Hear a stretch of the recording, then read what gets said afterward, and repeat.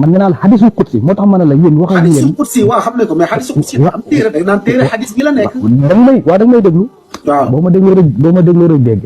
waaw bismillah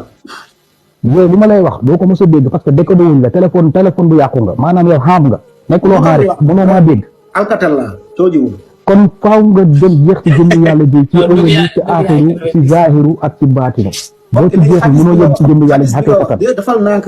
xam leen ma balaa ngeen may jàmm xadis bi fan la nekk lii mooy sama question xadis boobu yow laa koy laaj yow nga indi sa xadis bi ba ko laaj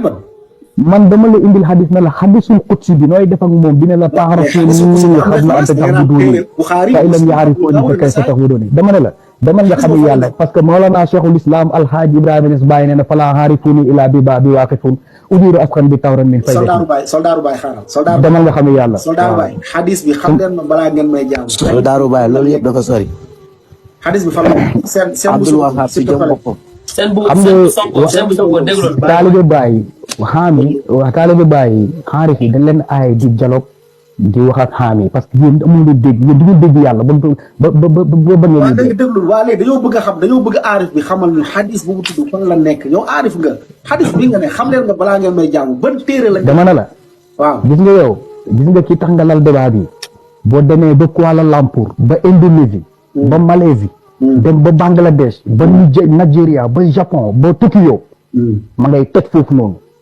non Nigéria mooy borom kooku mooy borom yuqi bi ni wa man yaraani fi jannati kuldi bila boxtaani is anna nii xalifatu tijaani muhibatan min ahmad adanaani xadis bi fan la nekk xadis bi xam nga balaa nga may ñëw bu dee yàlla la ak yonent ñun ñoo la ko gën a gëm ndax ñun ñoo jëm yàlla ji xaqiqatan soldaaru Baye xadis bi balaa ngeen may jàmm fan la nekk